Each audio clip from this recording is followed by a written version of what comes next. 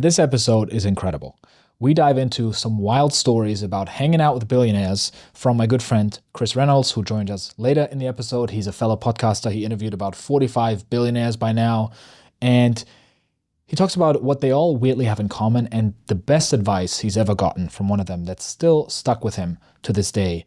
We also dive into some Ponzi schemes and sociopaths that he encountered as well, and a weird meditation technique that he uses that allows him to have deep insights. I know it sounds woo-woo, but he's got something really interesting there. So put in your seatbelts, let's get into it. I've been noticing how much just a tiny bit of friction makes a difference. For example, I go outside much less because I'm in an apartment and I have to go to the elevator and then I have to walk outside just for 2 minutes past all the homeless people. There's like a homelessness central right in front of my doorstep, basically, because there's like a big bus station.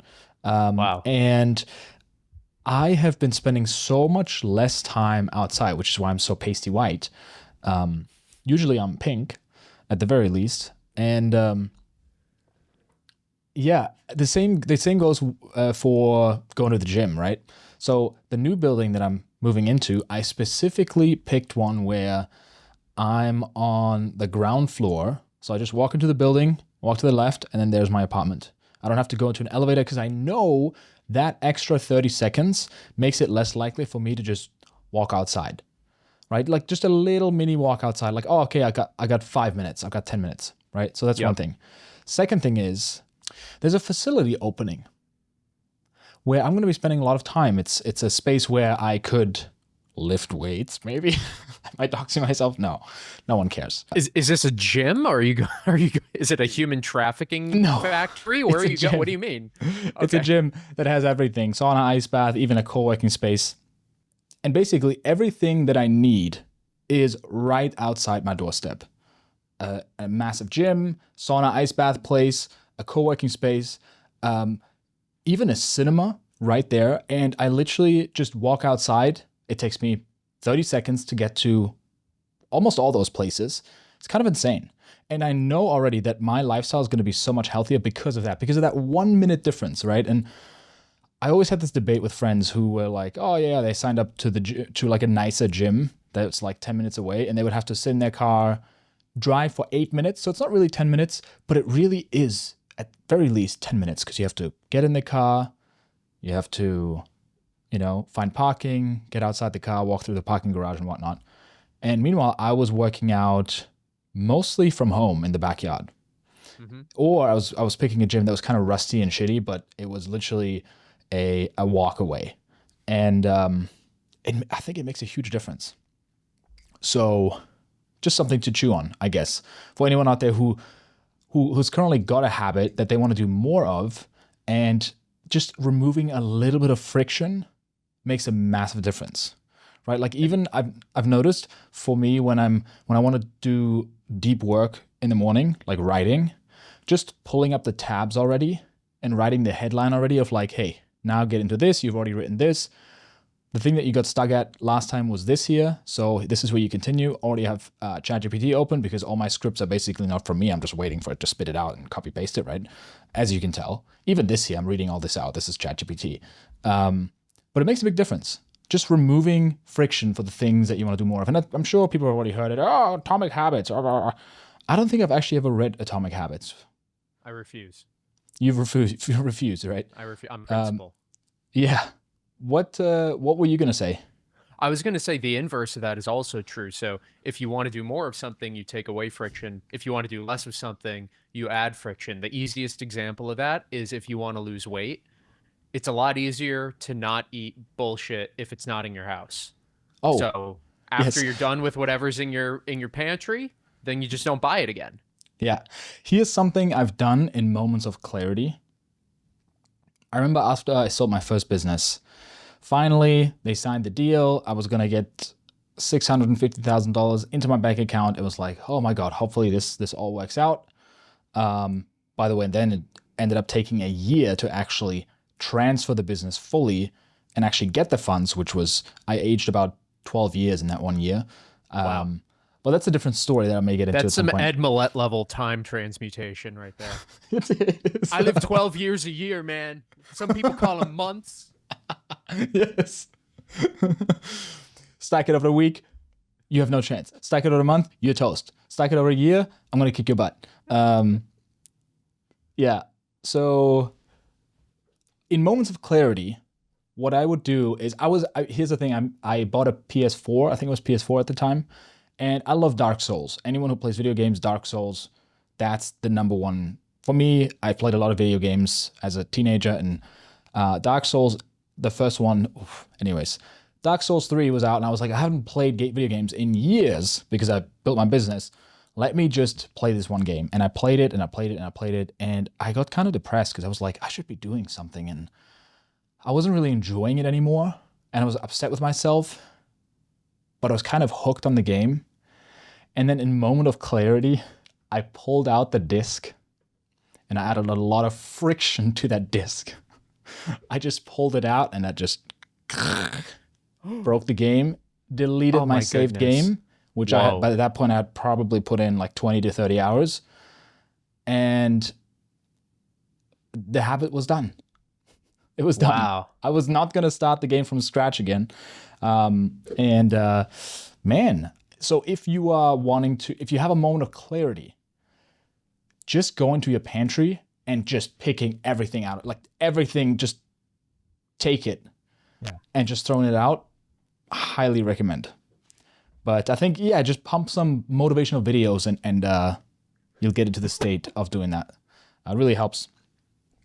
I've heard that Dark Souls is so. I've heard Dark Souls is very like good for you though, because isn't it like I've never played any of them, but isn't it so hard that like it teaches you like resilience and mental toughness just to play the game? Yes, it's like meditating on death. You know when you meditate and you just meditate on death all the time and just like, and then you come back to real life and you're like, oh, I'm not dead. Things are okay. Then you get a perspective shift. That's what the game is. Yeah, it's like, and people always say the first year of jiu-jitsu is really tough because you basically get your ass beaten by everyone, even 12-year-old girls if they happen to be in the class, right? Like they just turn you inside out. It's that, but repeatedly. Like you repeat the first year every time. That's the game. So it's a masochist game. Anyways, we have a guest joining, or I shouldn't say guest. He's a friend. He's a buddy. He's a collaborator, a fellow podcaster. Yes, thank God he's here. Hello, hello. We just had technical difficulties, but we fixed it. So, yes, Chris is not only an incredible entrepreneur who has a podcast that he started 500 years ago, before they had video, before they had audio. He was just doing smoke signs, and he's interviewed a dozen billionaires on that podcast and hundreds of entrepreneurs. 45 billionaires, almost as many as there are in the world. And not only that, but he's also the first roommate I had when I moved to Austin. And we had an incredible time with the four of us living together. And it's great to see you again. You live in Barcelona now. And I wanted to ask you, last time you were in Austin recently, you stayed at my place, you hung out with another billionaire again, Jeff Hoffman, someone that we're both a big fan of. What are some of the things that you said again? I like it. That's boosting my ego that you said I hung out with another billionaire again. You did, right? It's not the first time that you met him, no? Right. Yeah. So you hang out with billionaires every weekend, basically. What are some of the things that you've been taking away from that? What is that like? They're all horrible people, and they have too much money, and they're ruining the world. No. Great. Thanks for listening, guys. See you in the next episode. Yeah, I hope your listeners like jokes. Yeah. No, it's insightful because, everybody, if you're in sports, like whatever sport, what's your favorite sport, Leon? Football, soccer, or Pokemon? Is that Pokemon? Okay, just say honestly, UFC. Pokemon. UFC. I don't like team sports. UFC. Yeah. So, like, as UFC fans, I mean, who wouldn't want to meet Khabib or George St. Pierre and learn from them? Or, I don't know, maybe at one point in time, Conor McGregor, maybe not so much these days. But in business, like who wouldn't want to sit down and hang out and learn from a billionaire and or somebody that has built $1 billion company from scratch. And it's so incredibly powerful because they may tell you the same thing that you hear on a podcast or YouTube. They may tell you identical information that you've heard 1,000 times, but because it comes from them, it hits deeper. Like one of the things that Jeff Hoffman always talks about, and he talks about it over and over and over. He says, what's your gold medal, Leon, John? What's your gold medal, like Chris? What is the thing that you do better than everybody else? Ooh. And because you're hearing that, I mean, we've heard it 1,000 times as entrepreneurs and podcasters and YouTubers or whatever, but because you hear it from Jeff and you hear it from a guy that has built 2 different $1 billion companies, another $500 million company, and as of recent was negotiating to buy the Denver Broncos, like somebody like that, you're like, he's really right. And I go off that trajectory quite often. And I just have to go back to it every single day. What's my gold medal? What do I do that's better than everybody else, period? I love that because it's so different seeing it in a YouTube short to hearing it in a podcast that's natural to seeing somebody speak on stage in person. It just hits deeper. And then having a one-on-one conversation with someone, it's like, oh, no, it's real. That's what they're actually saying. Because I think there's a sense of disconnection seeing someone online saying it because it's out there, right? Rather than, okay, this person's right in front of me. And so 100%, I've noticed the same thing even going to conferences. I remember the founder of Whole Foods speaking in Austin in 2016 or 2017, the first time I came here. And it was also very inspiring because it's the place where Whole Foods started, right? And he was telling these stories and the guy's right there and it just hits deeper.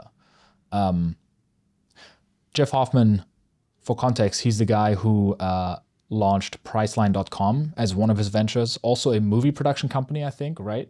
Yeah. And he also, the ticket stands that you see at airports where you can print out your own tickets so you don't have to stand in line, he's also the one who came up with the idea because he was standing in line. He was like, I don't like this. I'm going to start a company. So cool. Like, what else are some of the things that you've learned or observed, like talking to these guys? Well, I ask him a few things. Well, one of the main things that always comes up is these guys, they have blinders on from, I would say, the first 7 to 10 years of their business, and they don't focus on anything else.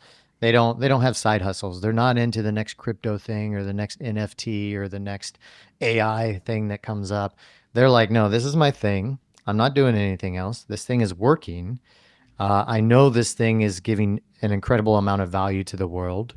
It's growing, so I'm going to focus on this.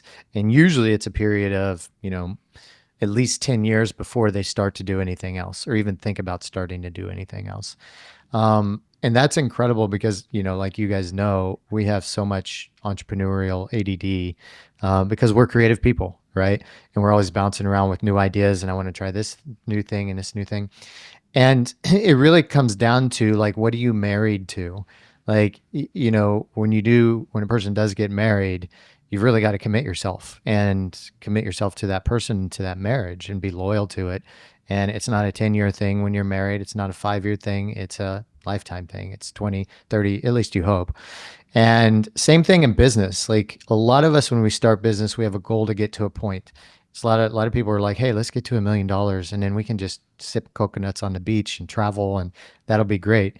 But when a lot of people get to that point, then they realize, oh, that's kind of just the next step. Like I'm now intermediate level. I hit $1 million. Okay. So now there's more. I want to hit 10. I want to hit not 11. I want to hit more and more and more. So they're committed to that thing. They have blinders on. They're married to it for usually at least the first 10 years before they even go on and start to dabble into something else. And it's really honoring your time and your ability to create and your focus. So that's another thing. And I've got a bunch more, but I'll stop there. No, that's great. I think I can resonate with that a lot as someone who's built something for 4 or 5 years when I started the channel. And then I took a year break. Actually, I built it for 4 years. Then I took a year break. The momentum that I lost from that hurt me so much financially, career-wise, all that. Now I'm getting back into it. I'll pick it back up again. All good. And man, had I found a format, a gold medal that I can continue making, that I'm really good at, that leverages my strengths, I would be in a very different position right now. Frankly, I wouldn't be talking to any of you guys. Like I would be, you guys would have to pay me to. I'm kidding. Oh, we don't have to pay you for this? You guys. I thought I was going to pay you. I thought I was paying. Actually, yeah, I'm going to send you the Stripe link later. Send the invoice, yeah. No, but the gold medal thing is interesting to me because I was thinking about this recently too. One of the things that held me back a lot was that I got really good at video editing. And you were there with me, Chris, in the house when I was editing my videos. I don't know if you remember. Maybe you can share some stories around that. But I was locked in my room and I would shoot a video. I would script a video, shoot it, and then for 10 days straight, I would just sit there and edit to make the most retention-hacked edit. And I got really good at it. I got good at making viral videos, and it wasn't my gold medal, if that makes sense. Yeah. Right. So what exactly does he mean by that when he spoke to you about it? Well, Jeff tells really great stories. So one of the things that he talks about is like Jeff's amazing at building teams, but he doesn't like to do anything else. And he's not that great at it. So he focuses only on building teams. He makes sure the right people are on the right team to build a company like Priceline, to build a company like Ubid, and he continues to do that. And he's actually very ruthless in his I guess team building skills. Much like if you're going to build a Super Bowl team or a World Cup team, you have to cut the players when they're no longer the right dynamic for the team at the time. And he had to, and you have to have those conversations. And so, you look at this in your own life, you're like, okay, most of us too are good people, and we have a hard time with being, maybe ruthless isn't the right word, but relentless or ruthless. Maybe ruthless with kindness, like ruthlessness, I guess. Yeah. Like murdering people. Yeah, not quite that. I'm just making it worse. Black bag over their head. You're going to a black site. This is what Leon does with his team. Yes, blackmail. Yeah, all these things. Yes. Yeah, no, 100%. Yeah, and so most of us are not that good at it, and we have to learn to be good at it. Jeff told a story where his best salesman in the team was outselling everybody else by 3 times, and but he was a jerk. And he'd go, walk around the office, and he'd, snub his nose to people, and he'd act like he was better than other people. He didn't treat the cleaning lady very nice. And so one day Jeff was he calls it the water cooler. I think that's an older term, but like where you go and you hang out and you sip coffee and, drink to other people that are in your office. And everybody's like, let's call this guy Joe. Joe's amazing at sales, but he's a jerk. Like he's never nice to any of us. And Jeff could tell the morale of the team, of the company, was down. So Jeff went in to Joe's office and he said, hey, Joe, like you aren't nice and you're not good to these people. You're selling amazing and we want to keep you around, but I've got to be really honest. If you can't change that in the next 30 days, we're going to have to let you go. And he laughed. He was like, yeah, whatever, Jeff. Like I'm outselling everybody by 3. No way you're going to let me go. And so Jeff sat back and Joe just continued his behavior for the next 30 days. He went and talked to everybody in the company and they were still like, no, Joe's still a jerk. Joe's doing this, Joe, blah, blah. And Jeff went into Joe's office and he was like, hey, clean up your stuff. You're out. And he was like, no, you're not fired. And Jeff was like, yeah, you're out. I'm sorry, but you're out. I gave you 30 days. You didn't change. You're out. You're gone. And what that did is it really boosted the morale of the other employees. And because their morale was boosted and they didn't have to deal with Joe anymore, they actually, their sales increased. And it didn't quite hit, I don't think it quite hit 3x, but it boosted the morale and gave the entire team Actually, more faith and belief in their leader. And they wanted to up their game. And also, then Jeff had time to go find some more salespeople to replace Joe. Yeah, I've heard so many stories from Jeff Hoffman because he is a big role model of mine.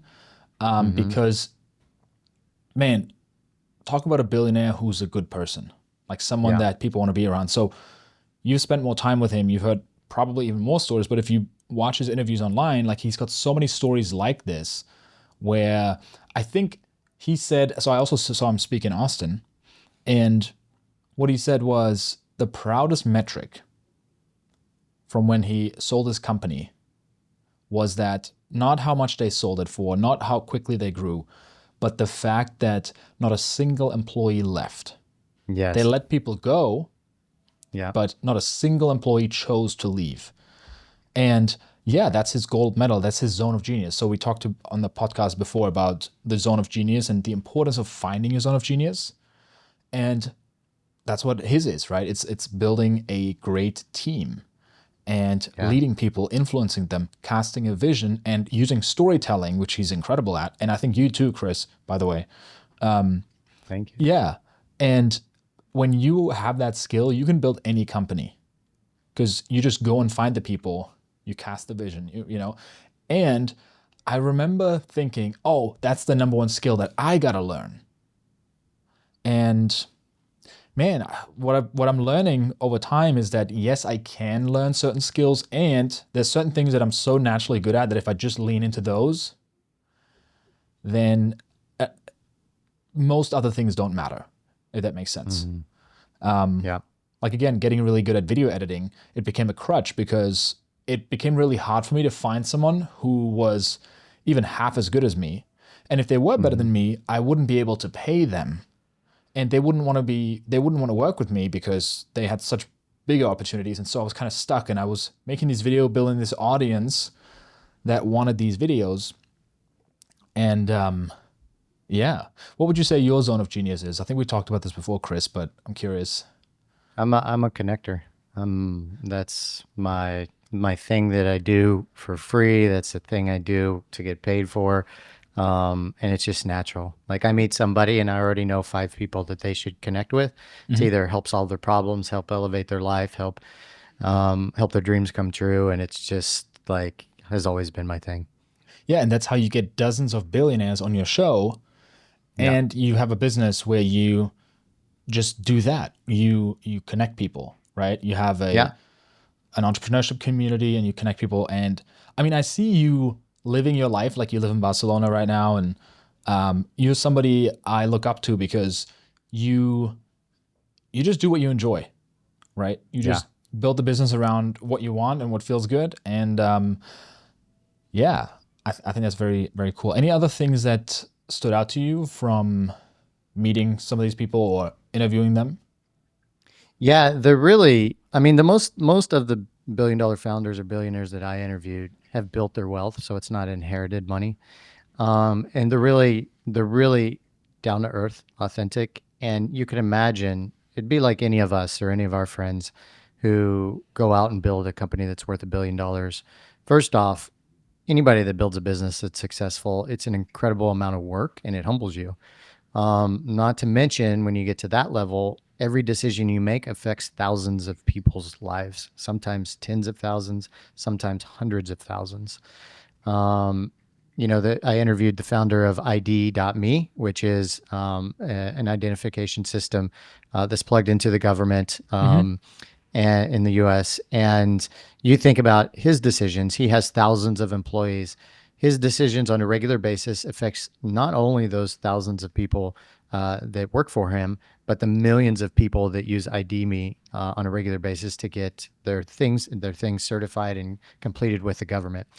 And that's a lot of weight on a person's shoulders, and it humbles them and it makes them real. It makes them incredibly tough, meaning like strong mentally and emotionally, but also humble to where they're not going to be a snob to somebody on the street or somebody, just because they're of a different class or culture than them. They're really very human, and it's fantastic to see. You sent me this picture with you and Jeff Hoffman out. What was it, on 6th Street or something? Yeah, Can we show that we were on picture? Or? it's actually no, it's on my phone. I don't have my phone right now. Yeah, just send it over to me. I'll send it plug over in here. Yeah. What was the backstory of that? So you see, So basically, just to describe it for people who are just listening, it's Chris and Jeff Hoffman and a rapper with, I think he's got grills, he's got chains, and it's stacks of cash. And you guys are just taking a picture together. How did that transpire? A big fat blunt. Yeah. Oh yeah. We literally we had dinner that night with the CEO of Whole Foods, the CFO of Marvel Entertainment, and a couple other guys in Austin, and we had just left, and we took pictures, and all the other guys were on their way, and Jeff and I were going back to the hotel. And as we walk out, we see these group of guys that they look like kind of like rappers, and they're smoking. There's numerous blunts they're smoking, and they're hanging out. And like at first I was like, oh, I don't know. Like I'm with Jeff, what's going to happen? And then we walk up, and Jeff's in the music industry, and he's like, let's talk to these guys. And I was like, okay, this sounds fun. So he starts talking to them like, hey, what do you do? Are you, And so this guy was like trying to be an up and coming rapper, and he it was his birthday, and he had like 10 friends with him, and they're like, hey, do you want a picture with the guy? I forget the rapper's name. And we're like, yeah, why not? And they literally walk up and they give us wads of cash, like $100 bills in both of Jeff and my hands. Like there's probably $3,000 in Jeff's hand, and I don't know, maybe $1,000 in my hand. And then the rapper was just sitting there. He had a big blunt. He was smoking. We took a couple pictures. We're like, all right, nice to meet you guys. And we started walking off, and Jeff was like, actually, we should have got that picture. And I was like, we're getting that picture. And I turned around and ran back. I was like, guys, can you airdrop me that picture? And he's like, and they were like, yeah. So they airdropped it to me, and we said goodbye and went on. But we just had big smiles on our face. And Jeff was like, you never know who you're going to meet. And I just always try to talk to people that are different than me, because you never know where it's going to go. I think he, after a big exit, he also did a year where he just traveled across the country, like across the world. And I think he agreed to say yes to every request. Did he? I believe it, because he says yes to a lot still. Yeah, without saying it out loud, he was like, I think for the next 30 days, it was a short time period at first, I'm gonna just say yes to everything that comes up. And there was someone in, I think, Nairobi or Tanzania who emailed him like, hey, I'm in a small village. I saw your thing, so cool. Would you ever come out here? And then he went and flew out and showed up at the village and taught entrepreneurship. And the kid couldn't believe it, right? Yeah. And then, lo and behold, he ended up doing it for a year. And even now, you mentioned it already, to this day, he says yes to a lot of requests because he never knows where it leads. And I guess that's part of his core skill, right? Is talking to so many people and connecting with so many people where when he sees an opportunity for a business, he has a portfolio of people to reach out to where he's like, I remember meeting that kid in Austin that had wads of cash, and we took a picture and like, oh, I should reach out to him for this thing or whatever, right? And so that's such a rock star lifestyle, and it's cool. And he wants to make really great memories of his life. That's what he doesn't need the money now. So that's why he's popping over to Nairobi. Once he invited me to what's that country? Barcino, in the Middle East. Faso? That one, yeah. He invited me to come hang out with him there at an entrepreneurship event. And literally, we did an event with Jeff back in April. Get this, guys, he lives in Orlando. So we flew like 30 people to Orlando. We're going to spend a day with Jeff. He's going to share all the stories, open Q&A sort of thing. And the night before, he was in New Jersey. His flight was delayed, so he didn't get home to Orlando until 2 a.m. He lands, he goes to his house, sleeps for 4 hours, shows up, actually 3 hours, shows up at 8:30 a.m. to meet us. I meet him. He's excited. He's not tired. He's glad to be there. And I'm worried because he got 3 hours of sleep. I'm like, this guy's gonna, and he's in his probably 60s now. He's gonna get tired. He's gonna, not gonna be able to, speak all day long. And he sits down and he starts telling stories and he doesn't stop for 8 hours. We tried to like, Jeff, it's lunchtime. Go take a break for an hour. You can rest your voice. Jeff, we're He goes out. tired. Yeah. We're tired, Jeff. He goes out into the hall and starts another conversation, and everybody comes around. Then at lunch, he sits down at a table. He starts a conversation. Everybody comes around. Does not stop speaking for 8 hours, guys. And then at the end of that, he went to the airport and he flew to Indiana for another entrepreneurship event the next day. Like, he's just energized by telling stories and being around entrepreneurs, and he just loves it. So that's his gold medal now. That's what he does, and he's good at it, and he loves it. And actually, I was thinking you should. He says a lot. He says yes to a lot of opportunities. Leon, we should see if we can get him on your podcast. I was just about to ask you too. I'm like, how do we get him on the pod? Like, he's a hero of mine. Like in so many ways, and not because I don't want to be a billionaire, but I love his values and what he stands for and how he lives his life. So it's not even that thing. I just like to use him as an example when people always say, oh, like, there's no way you can make a lot of money ethically. Like, billionaires are evil. That's like in the current zeitgeist. Watch any Hollywood movie. The billionaire is not a good guy, right? He's not a good guy in the movie. But yeah, absolutely. And I think a lot of people would get it the other way around, where they would say, oh, he's a billionaire because he's so energized. Like, look how much energy they have. They're just like unstoppable. And I remember even talking about this on the podcast when we looked at common patterns that we saw between billionaires. And one of them was that they had incredible energy, right? I think it might be the other way around. That it's not that they're successful and they do what they love because they have so much energy, but they have so much energy because they're in their zone of genius. Like, he loves telling stories, connecting with people, and he can do that when he's on 4 hours or 3 hours of sleep until late into the night. And other people get tired of it. He doesn't, right? And so it's just about finding, what is that for me? Yeah. Right? Yeah. I'm sure if Jeff was like a plumber in Arizona, he would not be a happy man, you know. But somebody can be a plumber in Arizona and they love it and they get tons of energy from it, right? Yeah, or if he was a software engineer or a tech guy who was like, you know, tinkering with stuff, you know, it's just like exhausting, right? For other people, they can do that. It's an endless puzzle. It's so energizing, so fun.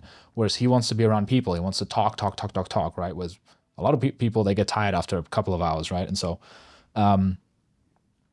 cool, very cool. Talk to me about, can you talk about the opportunity that recently popped up for you from your connections and stuff like that we talked about? Yeah, the shipping deal? Yes. Yeah. Yes. So I've regularly put together dinners for entrepreneurs. So I mentioned I'm a connector. Another superpower is a host as well. So we lived together and we did parties, and Aaron and I were always trying to host people and have a good time. And so you were editing your YouTube channel. That's why Exactly. you were in your room. I was. Yeah. And we're like, Leon, it's time to hang out with friends. Come downstairs. We have a party. You're like, okay. Yeah. And no, you were great too. Like we all had a good time. Anyway, we were anyway, I was Leon, I was a digital nomad for like 8 years, and I lived in Thailand, South America, Europe, all over the world. And I would land in a city and I'd immediately, just to get to know people, put together a dinner for entrepreneurs. I'd usually know 2, 3, 4 people in each city. And they would know a bunch of people, and we'd have a cool dinner. And then I'd get to be the guy that put the dinner together. And so I've continued that for years. When I was in Austin, I did it. And so now that I'm in Barcelona, I do it on a monthly basis. And quite often I pay for the dinner because it just brings even more value, and people are just flattered that you're doing an amazing dinner with all these high-level entrepreneurs, and you're paying for it on top of that. So it makes kind of me the go-to guy. Yeah, and it's just for context, it's a proper event. It's not you're like inviting some people over and you're cooking them dinner. It's it's like a whole thing that you put together. Yeah, we book a private location. We have welcome letters. We have assigned seating. We give everybody 3 recommendations of who they should connect with at the dinner, and a 3-course meal, 4-course meal. So it's a cool experience. Anyway, like I've I guess you could say the people that I've contacted that I've had these dinners with over the years always are reaching out to me of like, hey, Chris, do you know somebody that can help me with this or help me with that or help me with this? And about a year ago, I was at a conference in Estonia. I did an entrepreneur dinner, and a month or two afterwards, one of the girls that came to the dinner was an art dealer in Hong Kong. And she said, Chris, I have buyers of commodities in China, large amounts of commodities. They're always struggling with finding copper or tin or cacao or rice or sugar, whatever they need to ship into China for manufacturing or production. And she goes, if you ever come across or if you know anybody that can supply these, we could work out a deal and make a lot of money and be pretty amazing. And I was like, I don't know. And I almost like ignored her because I was like, I've never dealt in this before. Like, this is not I'm an online entrepreneur and podcaster, right? But a little voice in my head said, hey, just, reach out and see if you can find anybody. So I sent a couple WhatsApp messages in some groups. And lo and behold, another person that came to dinner in Barcelona has a family that runs a global distribution network out of Tel Aviv. And they had access to some of these commodities that could be shipped to China. And so we started doing a deal, and it's a pretty massive deal where the commissions are significant.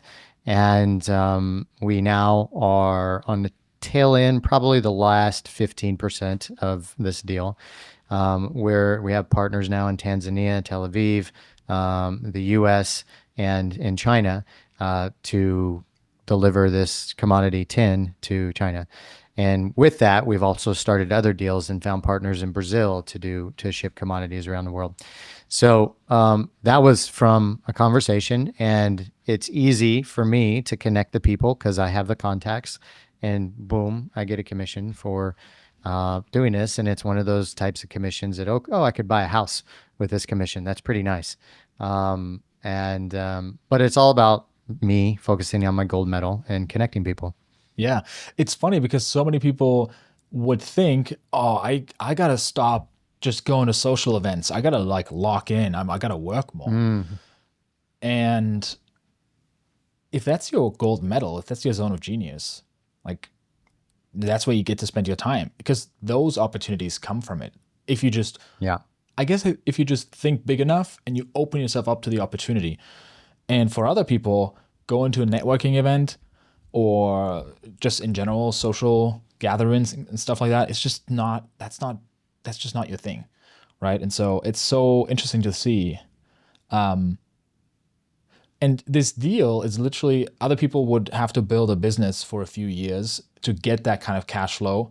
And you might get that from setting it up once and then just making sure that it continues running by getting the right contracts in place. So that's incredible. Like, there's a whole different world of business.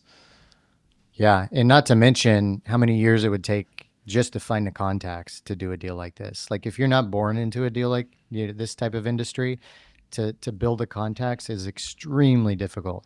And mine rely on putting dinners together for the right people at the right time and connecting with people. And it's been absolutely, I'm astounded on the teams that we built to the deals that we're working on. It's just kind of like my brain is still trying to digest it because it's still blowing my mind, to be honest. Yeah, it's so fascinating to see. I mean, there's unlimited business opportunities out there, and you can't even plan for that, right? And so that's one of the big reasons why somebody asked me this recently on a call. They booked a one-on-one call with me, and by the end of it, they oftentimes get curious. They're like, "What are you up to? Like, what's your vision right now?" And I'm like, honestly, I don't really have one. I know what I want to do for the next 3 months. I know I just want to put out good stuff that's useful, and then just let it take me where it takes me. Because so many things you just can't plan for. And our mutual friend Rian Doris, he said this to me a while back too, where I was like, "What are your goals for the year?" And he's like, "You know what? I actually stopped planning."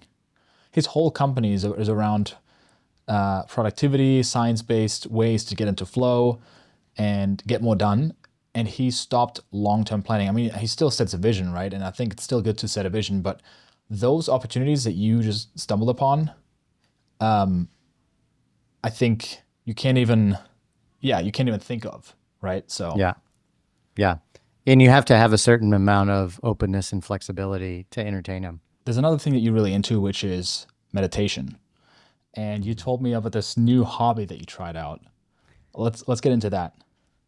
Yeah, we call it a partner meditation. That's the easiest way to describe it. So everybody is not everybody, but a lot of people are into meditating these days for obvious reasons, mindfulness, peace of mind, managing stress, all this. And I know you've meditated for years. I've meditated for years. And the thing is what people aren't telling us is that when you meditate on your own, it's kind of like building a business. You're limited with what you can do with your own meditation based on the filters that you have in your conscious mind. And that's not to say you can't open to your subconscious or the superconscious and receive all these incredible things. However, what nobody has really talked about, or at least that I have heard of, is meditating for somebody else and then communicating to them what's coming through for you. And you can be so incredibly accurate about a challenge or a problem that somebody else is going through when meditating, not even them directing you on what you should meditate on for them, just because you're opening up to your own subconscious, superconscious channels, and to be able to filter it and communicate it in a different way. And so I started this, actually started it with a group about 3 months ago. I'd done it in the past briefly at a personal development company, and I started it regular about 3 months ago. So it's called channeling, specifically. Yeah. You called it, right? And I don't- it is I don't called that? You can use channeling, but this is the thing. I tend to avoid words that might scare people off. Because if people right? I think that's and, good. I'm a fan of yes. that. Yes. And I call it partner meditating with a buddy. Like you just, and then, but the story you told me about it is insane. Yeah. Like specifically the one about the snake, if you want to get into that one. Which one was about the snake? There's a snake in the deal. Oh, yeah. You want to get into that one? Yeah. So I was involved Mind-blowing. I was involved in a project to acquire a vineyard in Italy a couple years ago.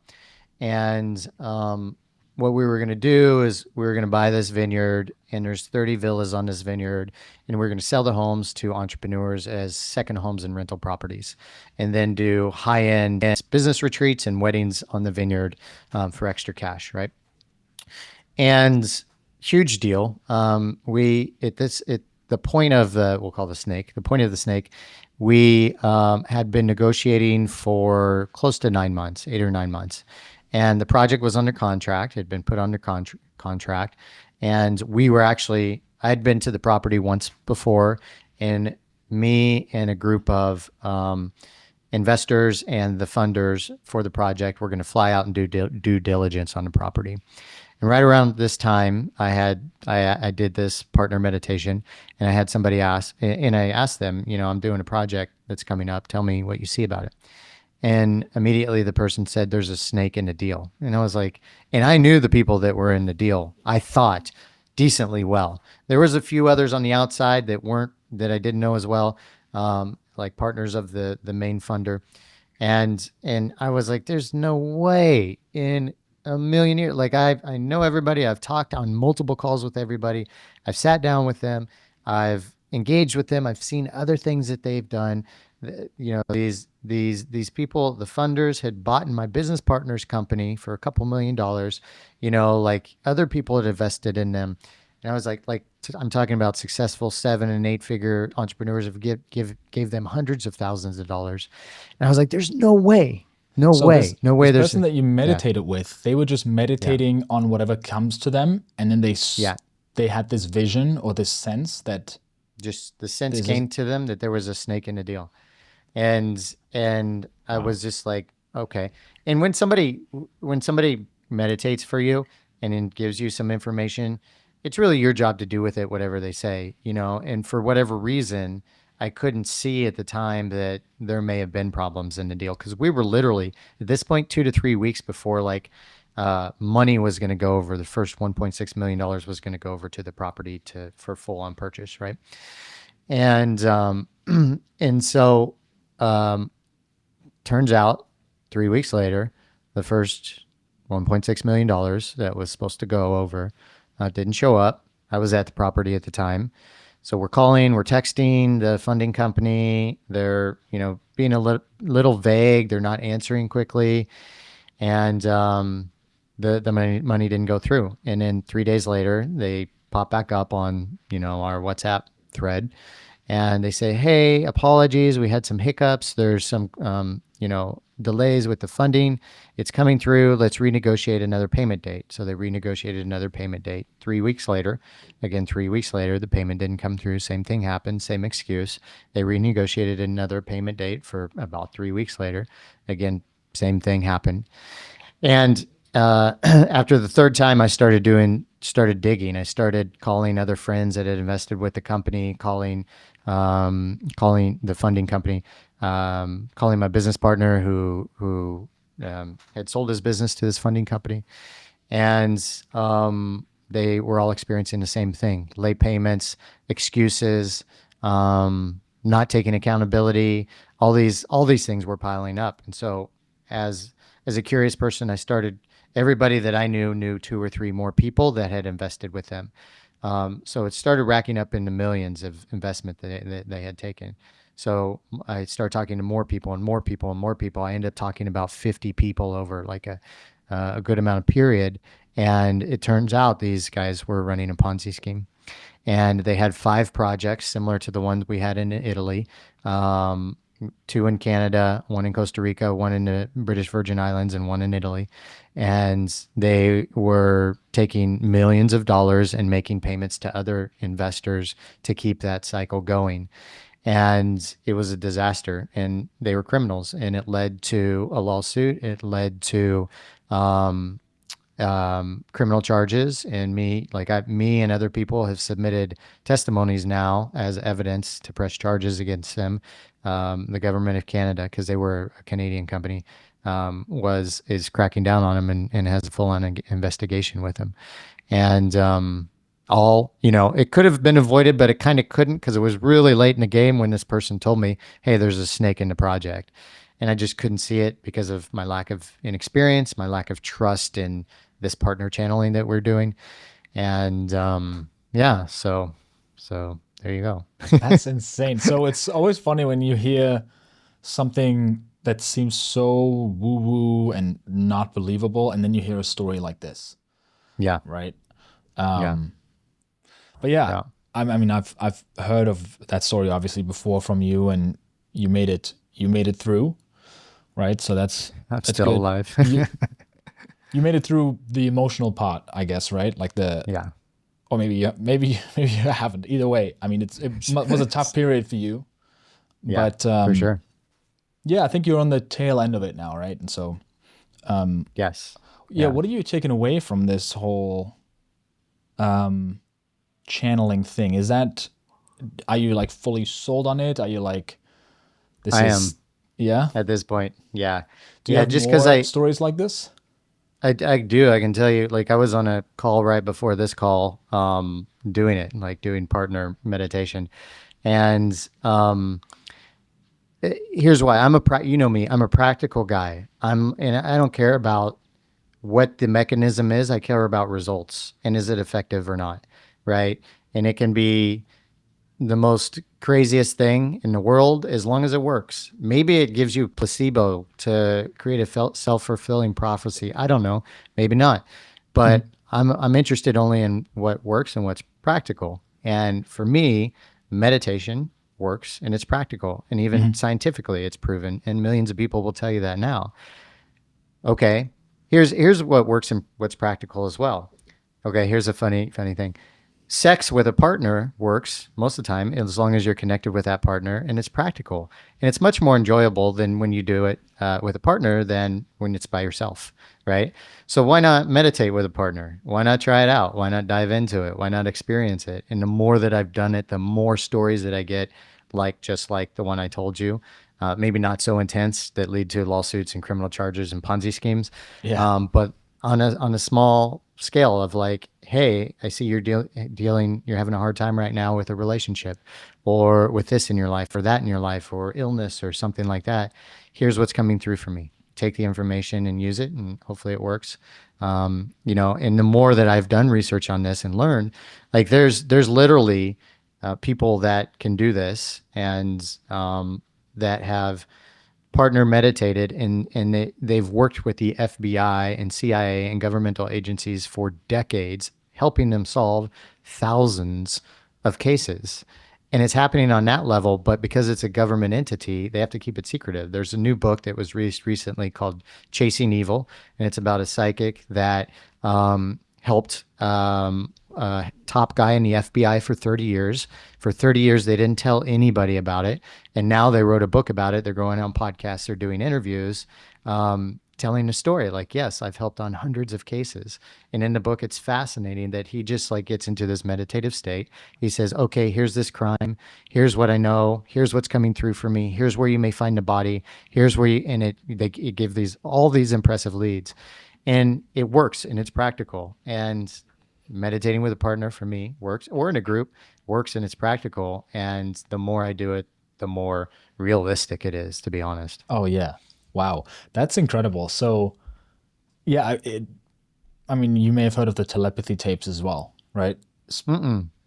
What is it? Really? Telepathy tapes? No. Oh, Yeah.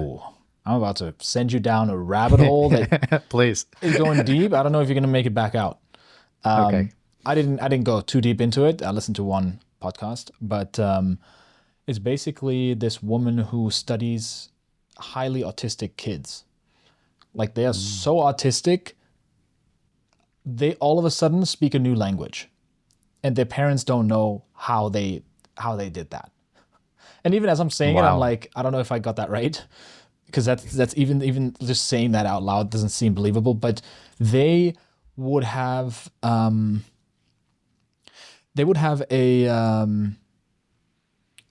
place that they would go to in their mind, which is called the Hill, to connect with other kids that were highly autistic, that were able to access that place. And they would make friends with each other, and they would know each other, and they would even have a girlfriend or a boyfriend or whatever, and connect with each other there.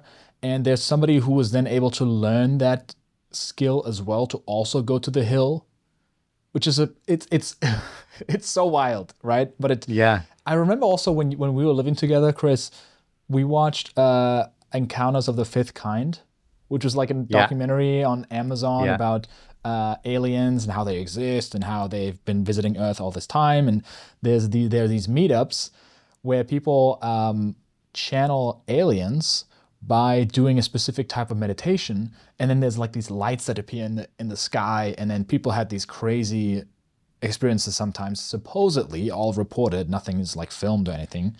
I don't know if I fully believe in it, but when I hear the telepathy tape stuff, like it's wild. And I think this lady was also talking about the FBI and how they're working together and stuff like that. So when the government is involved, I think it has legitimacy, right? Yeah. Like they wouldn't be wasting their time on stuff that is just made up. And so, well, this is something that top level government officials and rulers of countries, professionals have been doing literally for hundreds of years.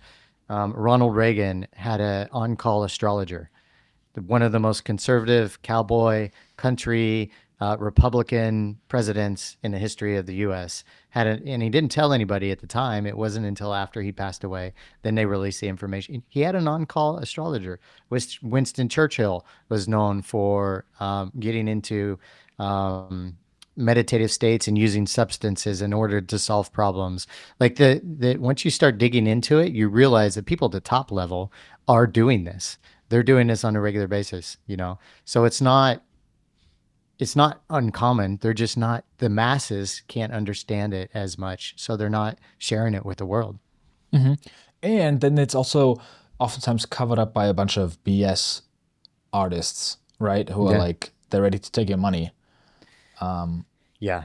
And There's so All good things attract bad people. So yeah. Yeah, unfortunately. What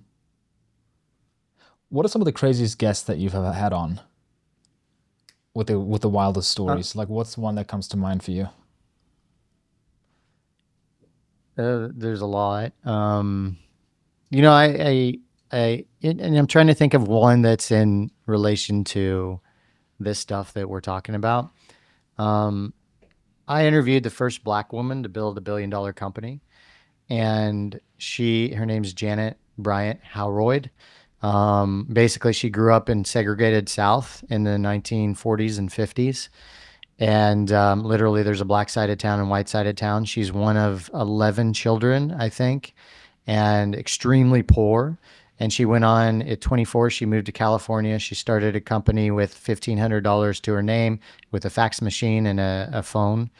And she started recruiting talent. And she created the Act One group, which is originally it was a talent recruitment company where they could have a safe place in Hollywood to have safe managers and not feel like they're a recruitment company that's not selling people into the sketchier part of Hollywood. Like you have to do sexual acts in order to get this role, sort of thing. And she still runs it to this day. She's still the leader. She is a deeply, deeply spiritual woman. And I'm talking about, like, you get her on the fall. I've interviewed her twice now, I think. You get on a call with her and you can feel this woman speak from her soul.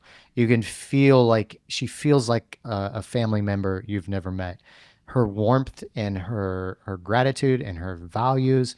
And she talks about her deep spirituality and faith.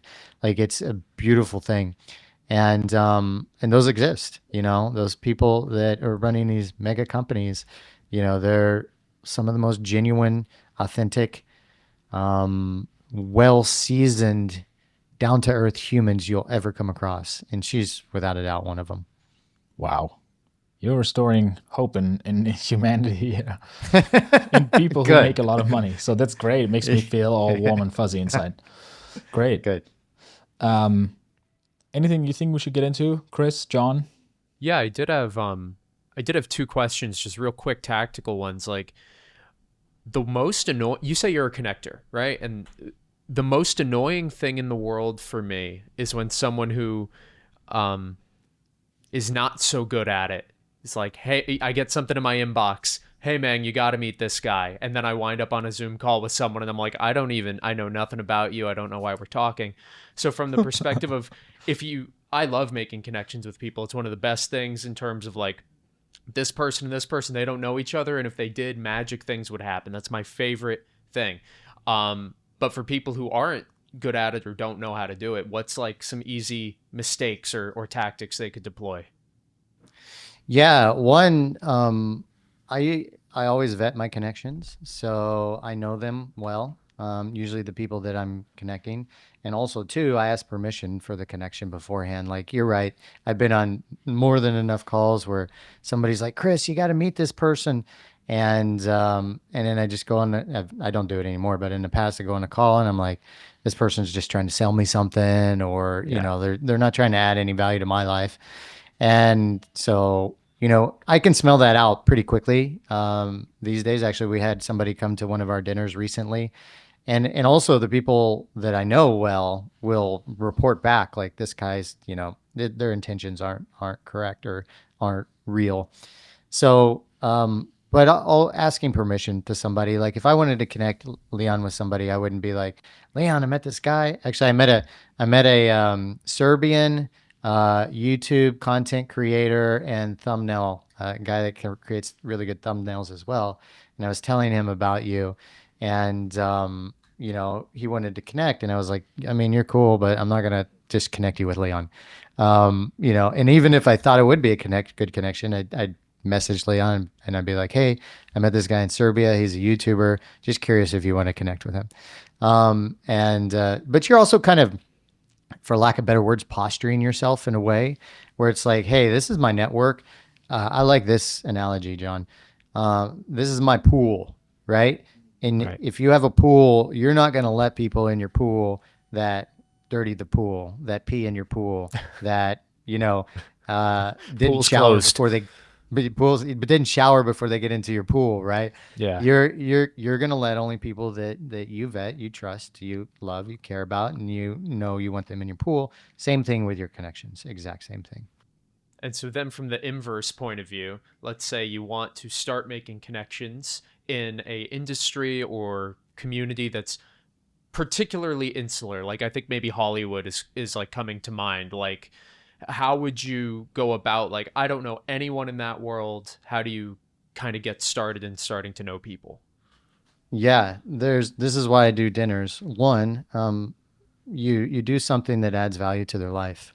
So, Leon came to some of my dinners in Austin, and I wasn't doing them as much when I was in Austin, but there'd be other YouTubers there. There'd be other incredible contacts in Austin, just high valuable people at my dinners. So if somebody was going into Hollywood, you would say, "Hey, you guys, I'm putting depends who you want to connect, but I'm putting on a dinner for X, Y, and Z type of people, free of charge, or everybody covers their own cost. Let's just meet up, we'll talk." And then that starts to build momentum. You start with one thing, and all of a sudden, maybe a producer for B-roll films comes to your dinner and has some contacts for you. They know 3 or 4 people, and you can tell everybody at dinner if you enjoyed the dinner or the experience, whatever you're doing for them.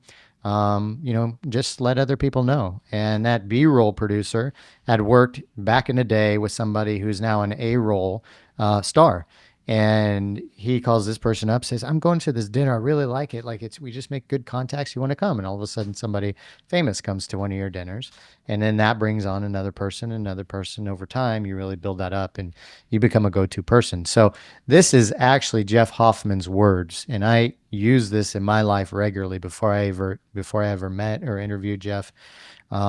He says, become valuable to the people in the industry that you want to become valuable to, and continue that over time, and you'll build your network, and the opportunities will come out and unfold in ways you never imagined. Awesome. Thanks, man. I love it. Any news you have for us, John? Anything that we can? We got some guru news. Okay. 2-week-old guru news. Ty Lopez is in jail. Oh, you mentioned it last episode. I remember. Yeah. Speaking of Ponzi schemes that you were talking about, so Ty, he started up a bunch of old brands that had gone out of business, right? So there's Radio Shack, there was Pier 1 Imports. I think he also did bodybuilding.com, a whole bunch of other companies that had gone out of business in the 2010s or maybe during COVID, bought them, turned them around. I was like, what's he doing there? Turns out it was all $112 million Ponzi scheme. And SEC's not too thrilled with him. Neither are millions of other people. I always had like kind of a bad spidey sense about him. There's a few others in the industry too. It's just kind of like something. Well, you don't like knowledge? No, yeah. I don't know. It's just, I don't know. He just didn't seem like genuine, I guess you could say. I always thought he was in the gray area. Yeah. But I mean, when I did see his stuff, I was a young chap. But here's the thing: I never bought any of his stuff. I never watched any of his stuff because I never resonated with it. It just seemed too flashy, and too dumbed down. I don't know. But I didn't. He didn't strike me as like somebody who scams people, because it's a different. Here's the thing: I think nowadays scams, the word scam is thrown around a lot, right? Where it's like, like this guy is selling a 67-step course on how to be successful. That's a scam. It's like, no, it's not a scam. You pay the money, you get the course, and he gives you 67 steps. Now you can say it's a bad product, but it's not a scam, right? It's ineffective, or it's like he exaggerates the marketing, like, oh, you're gonna become successful, you're gonna learn, da da da da. And it's like, oh, it's not that great. But it's like, with that thinking, most products are a scam because they always try to present themselves better than they actually are, right? Like it's few companies where the advertising is kind of like, it looks all right, and then you have the product and you're like, wow, that's actually incredible. But that he's a full-on scammer with a Ponzi scheme, that I didn't expect that, to be honest. I knew that, yeah, he's a marketer and he's definitely playing in the gray area where it's like, oh, it's not really this scam, but technically you are lying. You know, you're saying things that are not true. You call it marketing, I call it lying, right? Yeah. Yeah, I don't know. It's kind of sad to see. It's kind of shady marketing. I remember Lopez had a video once, and it was like, 52 books. The average CEO reads 52 books a year. I know plenty of CEOs. They're not reading 50. They're too damn busy to read 52 books a year. Do they read books? Yes, but they're not reading 52 books a year. And so it's just like, you're right. His marketing was in the gray area where he would fudge things in order to sell, you know. Chris, is there anyone that you're thinking of that you think is in the gray area where you're like, I wouldn't be surprised if they come out to be a scam? Yeah, a numerous. Real scam? Yeah. Well, all right. Not numerous, but a good amount. Throw some hands. I wouldn't be surprised if Grant Cardone comes up with some illegal stuff. I mean, that's an easy one. Yeah. Dan Pena, do you know him? Oh yeah. The $1 trillion man. Like who calls himself a trillion? Like, you're not a $1 trillion man. Like, you're a loud guy with borderline Tourette's. Let's see. You know, he didn't used to be like that. There are videos, like full recordings of his seminars from like the 80s. And he's actually just teaching people about, like, I don't know, roll-ups or whatever, like just finance strategies. And then at one point he decided, like, I'm going to be fucking nuts. Yeah. Yeah. It seems like, there's somebody else I was thinking of. Here's the thing. There are a lot of people getting debunked or have like, once you get to a certain size, somebody digs into your stuff and exposes you about something, right? Like Huberman had the whole thing with the ex-girlfriend / other girlfriends that he had at multiple times. Yeah. And huge media disaster that a storm that he had to weather. And people were just piling onto it, where it was not just about, oh, he apparently supposedly is doing this thing with these women, but also, by the way, I'm also a neurobiologist, chemistry person that with a degree, and here's why Huberman is the biggest grifter, and it's like he doesn't know what he's talking about, and everyone in the science community always says da da da da da. And I mean, that's the first time I ever heard it, and I kept hearing it everywhere, seeing it in comments, seeing videos about it where people said, who's the biggest grifter? Andrew Huberman, the biggest grifter out there. And I'm like, what? Really? Like, it's crazy how quickly something can sway. And here's the thing, I don't know anything about science or the science community or what it takes to be in there, right? I just have a PDF in psychology. That's it. And I want to keep saying that. That's great, because nobody, very few people I think would catch that. That was pretty good. Yeah, and here's the thing. Dr. Mike Israetel, PhD, is currently going through the same thing. Like, do you know Dr. Mike Israetel? He was on the podcast before. He's an exercise scientist, super buff dude, and he basically breaks down the science of building muscle, losing fat, and just getting into great shape and steroids. And he talks about it openly. So, and now somebody made an hour-long video about him, basically diving into his dissertation, which I don't even know what a dissertation is. I'm just gonna have to look it up. That's how little I know about it. I'm not a PhD. That's what you write and then present to a board to get your PhD. To earn a doctoral degree. And somebody went through it and he was like, this is terrible. And then how could somebody greenlight this? And then I didn't watch it, but the whole fitness community seems to be going after him right now. And it's like, I always knew that, you know, and it's like, I don't know. It's crazy. Like, I feel like some people, they just wait for the opportunity to pounce, and then like, everything I knew it from the beginning. It was crazy. I remember when Yes Theory launched, a course on storytelling. Yes, there is this YouTube channel where they make these travel vlogs, and they're some of the best in the game. Like, they're so incredible at storytelling. They made a very cheap course on, hey, we learned a few things about storytelling. For anyone who has a YouTube channel or wants to learn these skills, you can buy it. Also, it comes with all these other courses because it's on a course platform for creators. So it was such theft for Yes Theory. If you bought the course, you stole from them. That's how valuable it was.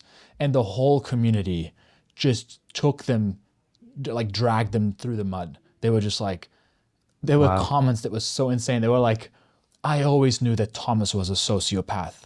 I always knew that. Or like, this is one comment from this Swedish girl, because he's Swedish as well. And she was like, on behalf of all of Sweden, we are deeply disappointed in, and I'm like, what? Like, just Thomas isn't allowed to listen to ABBA anymore. Yeah. Yes, he loses his lifetime IKEA discount that all Swedes get. It's a Swedish company, right? Yeah. I don't know. Yes. No Yeah. more meatballs. But People are so willing to jump, and it's like it's a vicious triangle, because people, like, I don't know who, but people are getting mad at Mike Israetel about his paper. And then Mike Israetel was getting mad at Naudi Aguilar for the functional pattern stuff. And then functional patterns is always mad at literally everyone. And then it's just like this vicious circle jerk of, we're all right, no one else is right, where everyone's mad. It's like, y'all just, I don't know, just focus on getting some results. There's always like a motivation for when we're going to cancel, or we're going to debunk or whatever. Unless you're Ty Lopez, in which case it's you stole $100 million from people, and that's bad. Don't do that. yes. Free Ty Lopez. Oh, All the God. gurus are going to jail. How are we going to learn how to post things on Instagram? What are we going to do? Yeah. Yeah, I think once you get to a certain size, it's inevitable, right? It's just somebody who's you have ready so to many climb. And so I guess that's where you get to learn resilience and deal with it, cross the bridge when you come to it. So cool. One of the billionaires that I interviewed, his name's Drayton McLean. And there should be a movie about this guy just because of the name. Drayton. Have you seen the new he's Drayton from Texas. McLean too? Yeah, it sounds like a Texas, like a cowboy, right? Yeah. And he's from Texas. He used to own the Houston Astros, actually. And he said, never do anything illegal, never compromise your values. And there was a third rule. I think I forgot the third rule. Maybe it's like have fun or something like that. But it's like sound advice. Like, don't do things illegal. And I think what a lot of people think when they get to a certain level, they can operate in a gray area, and the rules don't count for them. And then all of a sudden something sneaks up and they've done something illegal, and then more people.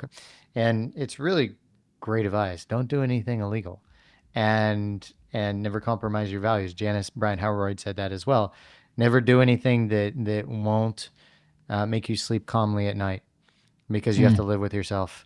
And every night when your head hits the pillow, you're going to be living with yourself and the actions that you took, and don't compromise your personal values. And it's powerful advice. And I think for the people who already did something that didn't make them sleep at night, I think a lot of people, they just rationalize it in their mind so that they can, right? Mm-hmm. So even that, I think it's like, it can be difficult to do, because it's so easy to lie to yourself about, you know what, everyone's PhD dissertation isn't that great. Like, it's whatever, right? Or, you know what, like, this is just how everyone markets their products. Like, every e-commerce business runs like a sale, but they kind of do it all the time, so it's not really a sale. So, like, whatever, right? But it's like, yeah, that's where I think the knowing your values thing is so important, is defining that beforehand and then having the integrity to stick to those. Yeah. But that's what's crazy. Go ahead. Sorry. Lance Armstrong said, you know what, everybody's doping, I'm just going to dope too. Exactly.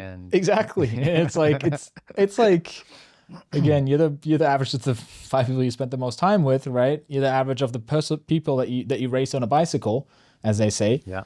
And so if everyone's doping too, then kind of makes it harder. So, but when you're the top guy, you're the one who takes on all the hate, right? Like Yeah. the second, third, and fourth guy, they don't get hate for doping. It's the number one guy.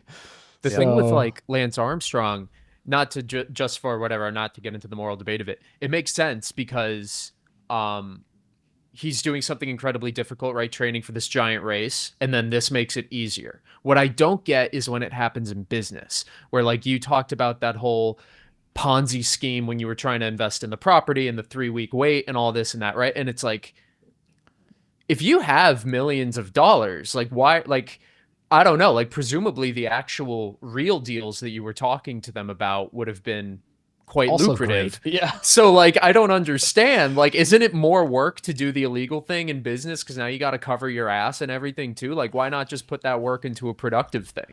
I think I'll that. tell you. Yeah, I'm curious to go hear ahead, yours, Lane. Chris. Go ahead. I'll tell you because I knew the guy that ran the Ponzi scheme for the funding company that I was for the Italy project. And he was incredibly charismatic, like Ty Lopez. People, when he was always the center of attention. And we found out later that he's most likely a full-on sociopath or narcissist, probably sociopath. And these individuals don't have the capability or emotional connection to realize the effect of their actions.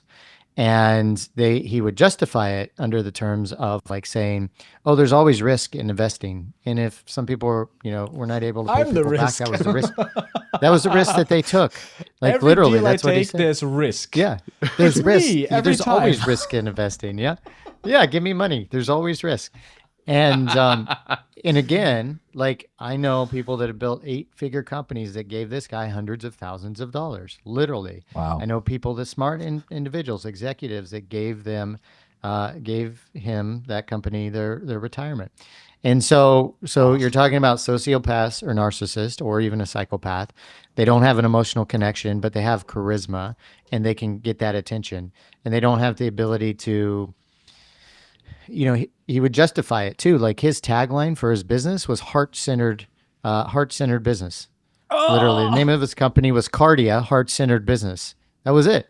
Like he's all altruistic and doing all these good things and wants to help all these people. Because he would knows tell me that's the what story. works. Yeah, and he would tell me the story, Chris. I know, I didn't grow up with anything. He's like, I know you grew up coming from a blue collar family.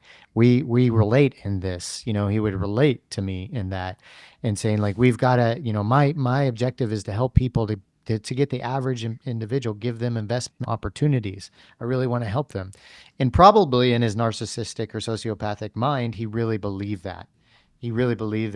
But at the same time, he was screwing people over all the time. Wow. We learned he was doing this with lovers, with former partners, with of course his now wife. He took $500,000 from his in-laws. Like, wow. It's just like there's no limits with them. They'll just keep going and going. So there's a disconnect in the brain, and I haven't figured out why humans like that exist, other than the fact that we have something to learn because they're here on Earth with us, and I don't know. Evolutionary speaking, you needed one psychopath to go and scare the other village, Just like, hey, we're just gonna. I think literally Crazy that's enough. what. Yeah. Like, here's the thing: when I made the Navy SEAL video, there's one. I reached out to a bunch of Navy SEALs. Most of them were incredible. They were really respectful. They were like, I love what you're doing. I don't want to be in the video because that's not according to our values. We don't want to be on YouTube. We don't want to be famous. And even the guys that I did end up filming with, same thing. They're like, listen, we're not doing this. Like when people say, thank you for your service, it's like, yeah, sure. We don't really do it for that. It's because it's a cool job and we get to jump out of airplanes and do badass shit. And it's the adrenaline of, taking someone off the server. Let's just call it that way, right? Deleting someone for some of these guys, right? Not saying anything about any SEALs out there, but like one Navy SEAL that I talked to, he was like, I was asking him, like, what do you think, like what makes somebody a SEAL? Like, because the video is about like building mental resilience and stuff like that. And he's like, I think it's all predetermined by God. Like either you're made for it or you're not. And if you measure on a scale there's like a test you can do or something like that, or I don't know if it's an official test or anything, but he was saying on a scale from 1 to 10 of being a sociopath, a lot of the Navy SEALs are very high on that scale. And he said they're like 12 out of 10. And I'm like, really? I don't know if it's sociopath or if it's something adjacent to that, but basically the ability to be like, I'm going to do what's necessary and I don't feel bad for anyone, right? Like I think after Hell Week, somebody was telling me that they show some videos, like, okay, you just made it through Hell Weeks.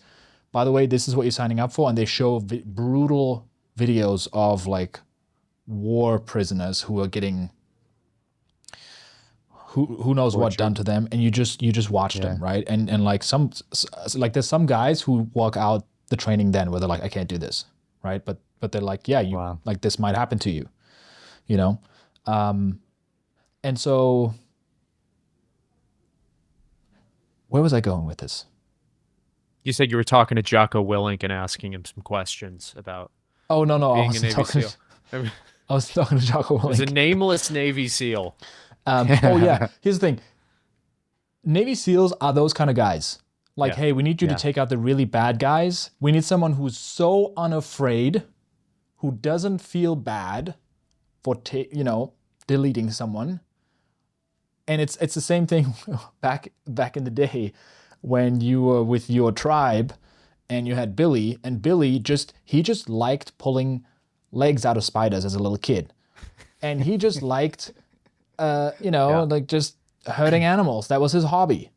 I like her, and so everyone's like, oh, that kid is really messed up. But in war times, you could send Billy into the other village and just like, hey, can you like scare them away? And he just runs into the other village and chops some heads off and eats them in front of everyone. And then the other village is like, okay, we're not going to mess with those guys, right? So there is an evolutionary like purpose for those people. Nowadays, there's probably still some jobs like military or whatever, certain positions, right? Like you need to go and just absolutely scare these enemies away. But yeah, I think. Well, you think. Go ahead, Leon. Sorry. I think the reason why somebody like that exists, like somebody who runs a Ponzi scheme, even though they could run just a legal business, is because they have a fundamental belief, either they're a sociopath or they have a fundamental belief that life is unfair, and it's this red level of consciousness. There's like different levels of consciousness if you look at spiral dynamics, and the red zone is basically is either you or me. Is either eat or be eaten, right? And it's the same thing with look at Pablo Escobar or other mafia bosses. They were such incredible businessmen, like masterful businessmen. If they just did something that's legal, they would have also made billions of dollars and would have had all the wealth that they wanted, right? But they ran this business on hard mode that was, you're constantly being chased by the police. But I think they just have a fundamental belief. Either what I'm doing is not bad because X, Y, and Z, or it's the only thing I can do. It's either eat or be eaten, right? And so, like a survival principle, or the only way that they know. And you think like nowadays, like I've watched, if you ever seen the Bernie Madoff documentary, it's phenomenal. Guy ran the largest Ponzi scheme in the history of the world. Swooped over Wall Street. He was one of the most successful investors, hedge fund managers in Wall Street at the time, and ran a Ponzi scheme until he was in his, I think, 60s, maybe 70s, literally for decades, 40, 50 years, something like that. And kept running it. And he just, at the end, one of his kids committed suicide. The other one, I think, got cancer and died. But they were working in the business, but they didn't know about the Ponzi scheme from what they said. And he and just a few close others knew about the illegal activities that they were doing. And everybody was going to him on Wall Street for investment advice, And there's just a disconnect there. But you would think like these days when kids are young, there's some sort of test that you could take, and it flags like, okay, this guy has sociopathic tendencies or psychopathic tendencies. Let's take them while they're young and put them through a program to help them like create emotional connection so they don't end up running a Ponzi scheme or hurting people or, I thought going you on said put them in a government program so they can run Ponzi schemes for us. Like we're gonna do Stranger Things. That's with what they're these doing kids. already. That's what that's that's what they're doing already. But you mentioned Leon the mindset of being one person in the tribe that can go and scare and be more aggressive and take more for themselves. They've done this test with rats before, and it comes out of a book called The Way of Unfaring Men or something like this. The Way of the Rats. Unfaring. Yeah. And they did this test like in the 70s, and they noticed they assumed that there would be like alpha and beta rats, and they were just observing them and what they were doing, and maybe it was mice actually, and their behavior, and they actually realized that there was a third type of mouse, and the alpha mouse would come out and they would choose the choicest mates. They would take more food. They would pick the best place to make their little nest in their home. And they would just take, and they would not give and share anything. And then upon observation, they realized there's this third type of mouse. And this mouse would go in and they would take the food that they needed, no more. They would quite often, if the alpha mouse came in and fought them, they would fight even to the death to protect their food, to protect other mice, to protect the food of the group of the mice, to protect their nest, whatever they needed to do. And they didn't have a name for it, so they just like called them the gamma mouse. And that's kind of the sheepdog mentality that probably a lot of Navy SEALs have as well, where it's like, hey, I'm a protector. That's in my blood, that's in my DNA. Like I have to protect the tribe, and that's what these gamma mice were doing, who are a completely different makeup than the sociopath or the sociopathic mice or the alpha mice that we've been talking about. So it's really interesting. That's also an important thing to note. The Navy SEALs who made it through the training and became Navy SEALs, one of the core things is just team mentality. Like you said, the sheepdog mentality, right? Because you would have these hyper tough people that you could not break, but they were egomaniacs. Yes. And I heard stories from these guys where they would literally be like, yeah, they made them quit. They couldn't tell them to quit, but they basically set them up for failure because it was just like, you will not be part of a SEAL team because you will put our brothers in harm's way, because you will play lone wolf. You will want to be the tough guy and, put others in danger. And so they have this unique combination of incredible resilience, the ability to disassociate when they need to, and just integrity and high values, right? Like the sheepdog mentality. So very rare breed of people. Well, that actually happened with Dan Bazilran, right? Like he went through buds and he passed Hell Week, and they're like, this guy's an asshole. We want to get him out. And they kind of kicked him out. Probably. He wasn't a team player. Yeah. Cool. Dude, this was great. So many interesting stories. I would love to have you on again in, whatever time frame makes sense. And dude, Business Method Podcast. You can check it out. You have dozens of interviews with people that haven't been on any other shows other than yours, right? And It's true, yeah. Go check it out. If you're in Barcelona, go to one of Chris's dinners. Connect with Chris. Anything else that you want to plug?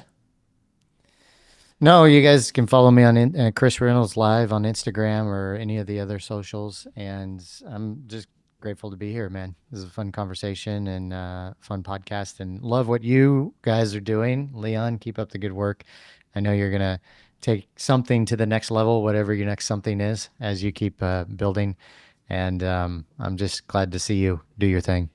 Thank you, man. Thank you. Peace.